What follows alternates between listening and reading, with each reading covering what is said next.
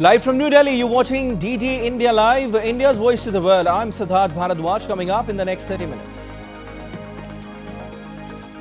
India's global outreach on Operation Sindoor expands further as all-party delegations engage with key figures in multiple nations, highlighting India's continued fight against terrorism.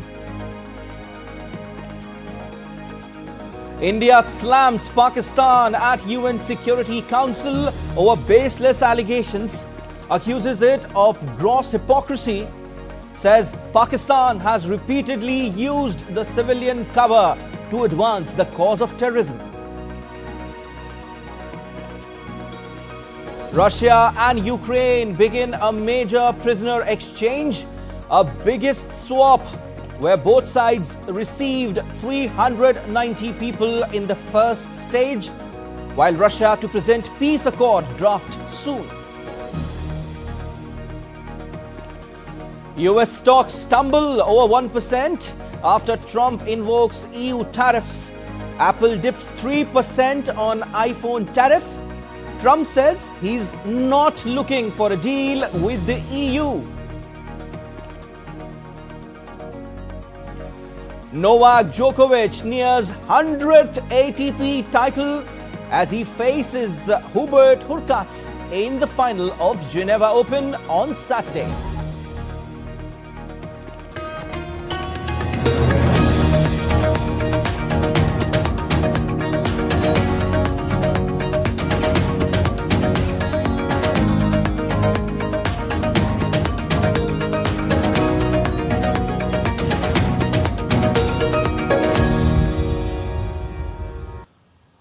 In line with his commitment to take all the states together as Team India for a Viksit Bharat, Prime Minister Narendra Modi will chair the 10th Governing Council meeting of Niti Aayog in New Delhi.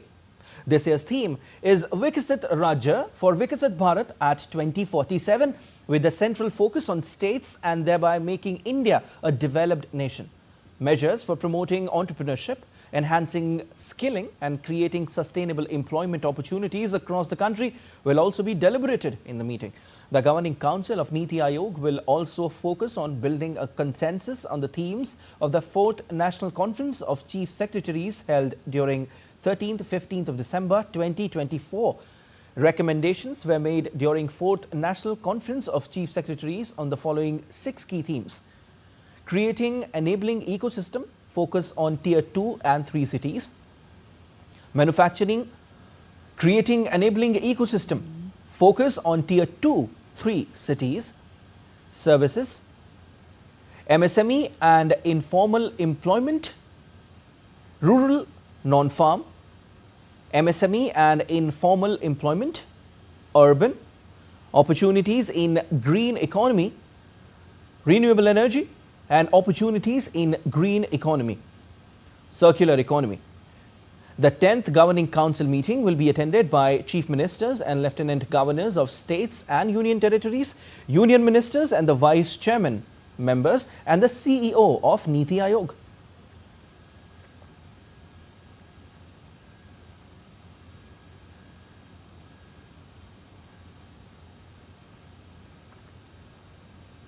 India continues its global campaign against Pakistan-sponsored terrorism, with all-party delegations engaged in diplomatic efforts and visiting key countries to spread the message of zero tolerance against terrorism. The Group 1 delegation, led by BJP MP Bayant Panda, including MPs from the BJP, AIMIM and other parties, along with former diplomats like Harsh Shringla, en route to Bahrain. Before departing, he highlighted that it is high time to ask the world to stay focused on terrorism. Bharat ने जो new normal set किया है पिछले दशक में, यह है कि आतंकवाद के लिए हमारा जीरो टॉलरेंस है। ये नया भारत है, ये जरूर हम रेस्पॉन्स देंगे और जो विभिन्न ग्रुप्स अभी जा रहे हैं विभिन्न देशों पर, इनका यही मैसेज रहेगा और सबसे बड़ा मैसेज, जैसे कि मैंने कहा, कि भारत का एकता का है। Group 5, led by Congress MP Shashi Tharoor, comprise members from the BJP, Telugu Desam Party and Jharkhand Mukti Morcha Party, visiting United States of America to spread one message against terrorism. India called out Pakistan's grossly hypocritical behavior at the UN Security Council, saying a nation that makes no distinction between terrorists and civilians has no credentials to speak about protecting civilians. India's permanent representative to the UN Ambassador P. Harish was addressing the UNSC Open debate on Friday under the agenda item Protection of Civilians in Armed Conflict. He highlighted that the Pakistani army deliberately shelled Indian border villages earlier this month, killing civilians and intentionally targeted places of worship. Earlier, Pakistan's ambassador at the UN, Asim Iftikhar Ahmed, in his remarks at the debate, raised the Kashmir issue and spoke about the recent conflict between India and Pakistan. In a strong response, Harish said India has experienced decades of Pakistani-sponsored terrorist attacks across our borders.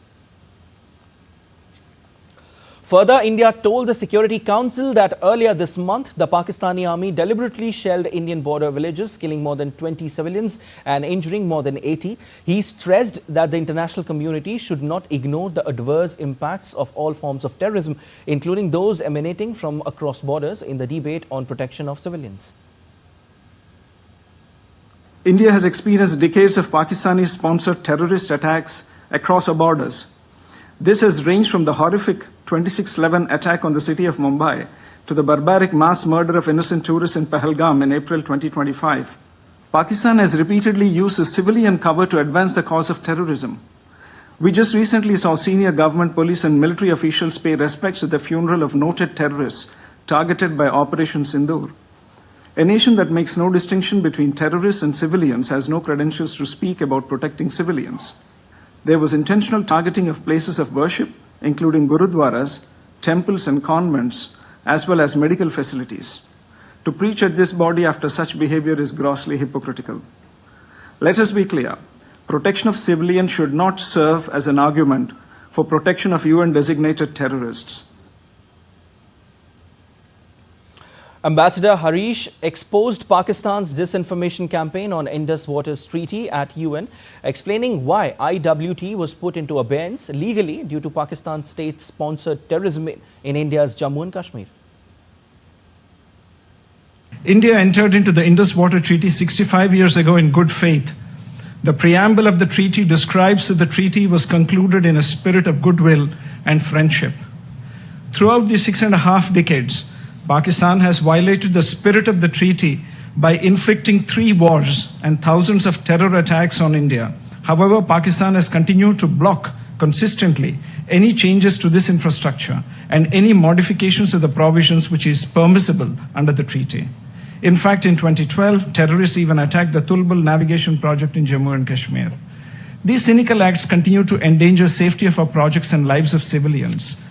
It is against this backdrop that India has finally announced that the treaty will be in abeyance until Pakistan, which is a global epicenter of terror, credibly and irrevocably ends its support for cross-border terrorism. India's External Affairs Minister Dr. S. Jaishankar on Friday said that India has zero tolerance for terrorism and will never give in to nuclear blackmail. External Affairs Minister, who is visiting Germany, made these remarks during a joint press conference with German Foreign Minister Johann Wadephul in Berlin. I come to Berlin in the immediate aftermath of India responding to the Pahalgam terror attack. India has zero tolerance for terrorism. India will never give in to nuclear blackmail. And India will deal with Pakistan purely bilaterally. There should be no confusion in any quarter in that regard. We also value Germany's understanding that every nation has the right to defend itself against terrorism. While German Foreign Minister expressed strong support for India after the Pahalgam attack and Operation Sindoor and said that country has every right to defend itself against terrorism. We all were appalled by the brutal terrorist attack on India on the 22nd of April. We condemned this attack on civilians in the strongest terms. Our deepest sympathy goes out to all victims and their families. After military attacks on both sides, and India, of course, has every right to defend itself against terrorism, the fact that now a truce is in place is something we appreciate very much.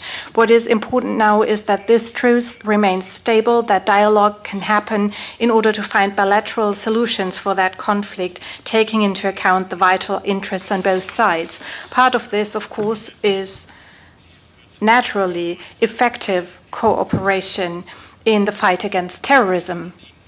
Germany and India have been fostering a regular dialogue on the fight against terrorism for years, and we intend to intensify it further.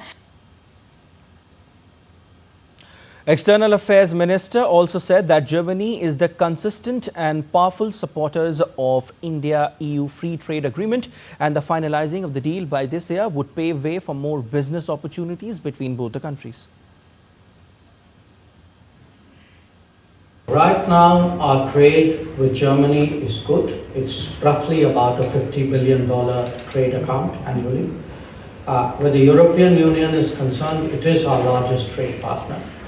But we see many new opportunities, many more opportunities. We discussed opportunities like railways, like semiconductors, transportation of various kinds, energy. So I think the scope is there as as India becomes more prosperous, more developed, the opportunities will grow. Not just in India, for Indian companies also in Germany. Even in an area like defense and security, we discussed whether there could be collaborative possibilities between our enterprises. External Affairs Minister also participated in an interaction at German Council on Foreign Relations, where he spoke about India and Germany coming closer to promote global stability, security and prosperity. He also discussed new opportunities in the bilateral relationship as well as with the European Union. In a tweet, Dr. Jaishankar said India is preparing for a stronger partnership in a multipolar world.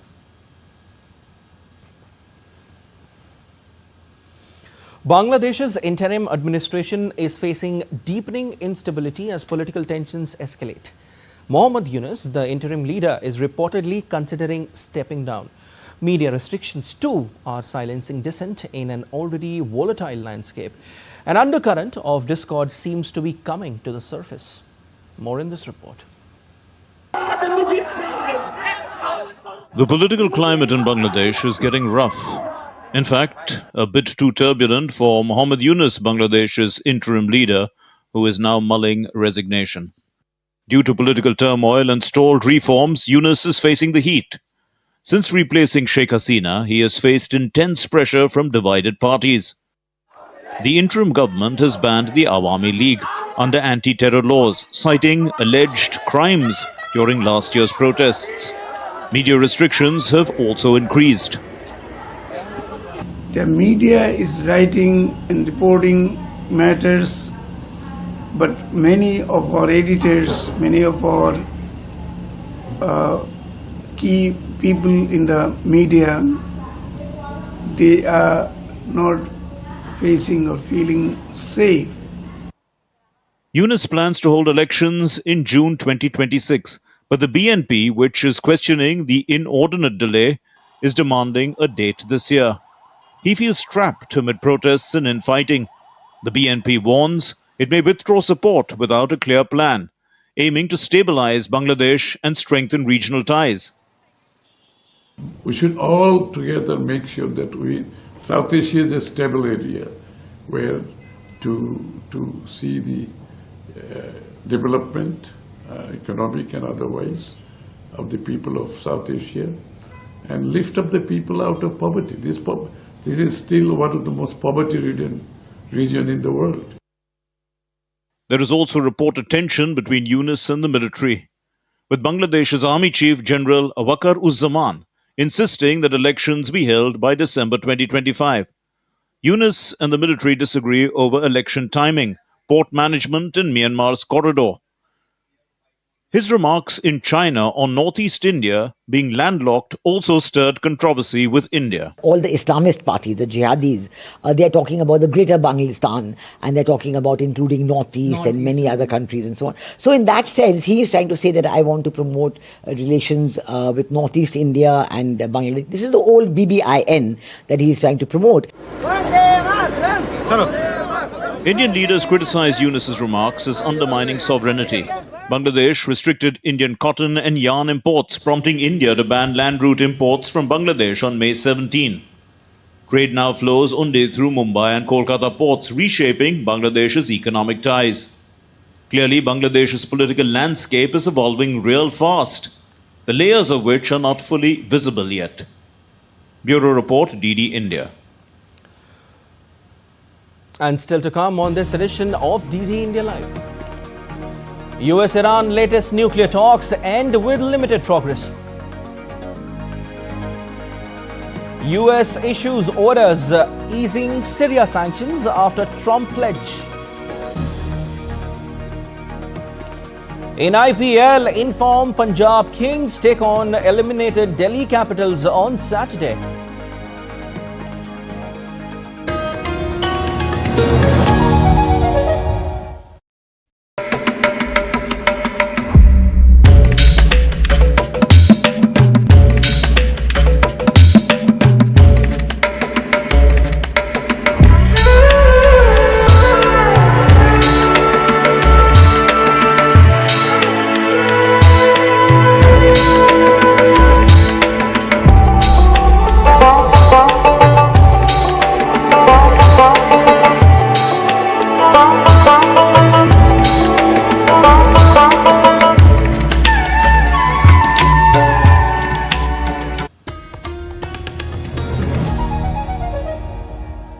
You're watching DD India Live. I am Siddharth Bharadwaj. Russia and Ukraine have each handed over 390 soldiers and civilians in the biggest prisoner exchange since the start of conflict in 2022. Both sides said they had each released 270 soldiers and 120 civilians so far, with more due to be released on Saturday and Sunday. The released Ukrainians arrived at a hospital in the northern Chernihiv region in buses and filed out pale, most of them with shaven heads and wrapped in Ukrainian flags. On the other side, the Russian Defense Ministry said servicemen and civilians, including those captured by Ukrainian forces in Russia's Kursk border region during Kiev's offensive in recent months, were among those handed over. They were currently on Belarusian territory and were to be taken to Russia for medical checks and treatment, the ministry said. Meanwhile, Ukrainian President Volodymyr Zelensky said on Friday that the release of 390 people by each side was the first stage of a 1,000 for 1,000 exchange agreed with Russia in Istanbul. It was the only significant result of the meeting in Turkey is that the Russians are blocking everything else. They are blocking it. For now, almost 400 people are home. These are military and civilians. Tomorrow and the day after tomorrow, also the next stages. The formula is 1,000 by 1,000. Russian Foreign Minister Sergei Lavrov said on Friday that Moscow would hand Kyiv a draft document outlining its conditions for a long-term peace agreement once the prisoner exchange is completed. Lavrov, in statements, said Russia was committed to working out a peaceful settlement in the more than 3-year-old war pitting Moscow against Kiev. He also accused Ukraine of launching waves of drone attacks over several days on Russian targets that caused casualties and disrupted air traffic. As soon as the exchange of prisoners of war is completed, we will be ready to hand over to the Ukrainian side the draft of such a document that the Russian side is currently finalizing. Iran and the United States concluded a fifth round of high-stakes nuclear talks in Rome on Friday with limited but inconclusive progress.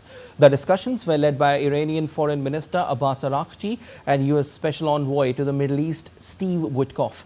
Oman played the role of indirect mediator throughout the negotiations. Iranian Foreign Minister Abbas Araghchi said there was potential for progress in the negotiations after Oman made several proposals, but the talks were complicated and more discussions were needed. We have just completed one of the most professional rounds of negotiations. Once again, we clearly articulated the principled positions of the Islamic Republic of Iran regarding the negotiations. Our positions are completely clear and we are standing firmly by them. I think there is now a better and clearer understanding of our position on the American side. Meanwhile, Iran's Foreign Ministry spokesman Ismail wrote on the social media platform X that the fifth round was held in a calm and professional atmosphere and the date and venue of the next round will be decided and announced later. Previously, Iran and the United States held 4 rounds of Oman-mediated indirect talks starting from April on Tehran's nuclear program and the lifting of U.S. sanctions. U.S. President Donald Trump threatened to ratchet up his trade war again on Friday, pushing for a 50% tariff on European Union goods starting June 1st. Trump also unleashed a broadside against smartphone makers, including U.S. tech giant Apple, threatening them with new duties of 25% if they do not move production to United States. Trump first raised the issue of EU tariffs, telling reporters in the Oval Office that there was nothing the European Union could do to change his mind. I'm not looking for a deal. I mean, we've set the deal, it's at 50%. But again, there is no tariff if they build their plant here. Now, if somebody comes in and wants to build a plant here, I can talk to them about a little bit of a delay. But, while they're building their plant, which is something I think that would be appropriate, maybe we'll determine that. In a separate message posted Friday, Trump blasted Apple boss Tim Cook for failing to move iPhone production to the United States despite repeated requests, insisting the European Union was committed to securing a deal that worked for both sides. EU Trade Chief Maros Sefcovic spoke with U.S. Trade Representative Jameson Greer and U.S. Commerce Secretary Howard Lutnick. The European Commission urged U.S. to bring respect, not threats. Stock markets dropped Friday after U.S. President Donald Trump unleashed his latest trade threats of massive tariffs on Apple products and imports from the European Union. Wall Street's main indices spent the entire session in the red. The biggest loser of the three was the Nasdaq, weighed down by a 3% fall in Apple. Paris and Frankfurt ended with losses of around 1.5%, with shares in luxury and car companies. London's FTSE 100, which initially rose, also ended in the red. Germany's DAX had also been higher earlier in the day as German economic growth data was revised up. Oil prices rebounded, meanwhile having earlier dropped by around 1%, while the dollar remained under pressure. The administration of United States President Donald Trump has taken its first concrete action to deliver sanctions relief for Syria following a surprise policy pivot earlier this month. On Friday, the U.S. Department of the Treasury announced sweeping relief to an array of individuals and entities, which it said will enable new investment and private sector activity consistent with Trump's America First strategy. The U.S. State Department, meanwhile, concurrently issued a waiver to a 2019 law, the Kaisa Syria Civilian Protection Act, that would enable the foreign partners, allies and the region to further unlock Syria's potential. Trump surprised the international community when, on May 13, he pledged to remove sanctions placed on Syria during the leadership of its now ousted leader, President Bashar al-Assad. All right, and time now for sport. In tennis, Novak Djokovic will be looking to script history as he's set to face Hubert Hurkacz in the final of Geneva Open 2025. Djokovic defeated Cameron Norrie in the semi-finals on Friday to move one step closer to a 100th ATP title. Djokovic will attempt to secure his first tournament victory since winning Olympic gold in Paris last summer. A win in the final would make him only the third player to reach a century of ATP titles after Jimmy Connors and Roger Federer.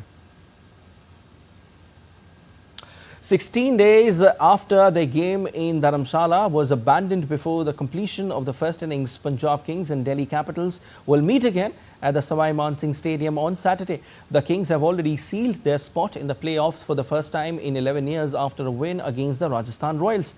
Gujarat's loss against Lucknow Super Giants on Thursday means PBKS can seal a spot in Qualifier 1 with wins in their remaining 2 matches. However, the mood is much more sombre in the Capitals' dressing room.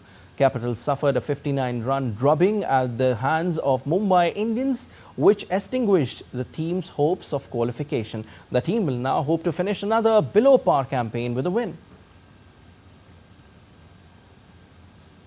That's all for this edition of DD India Live, but let us know your thoughts on the news of the day. For those on the go, you can get all the latest news and updates from India and across the world on DD India mobile app. The app is available on both Android and iOS platforms, and you can scan the QR code on the screen to download now. We'll be back with more news as it breaks here on DD India. I'm Siddharth Bharadwaj from all of us here in Delhi. Thanks for watching DD India Live.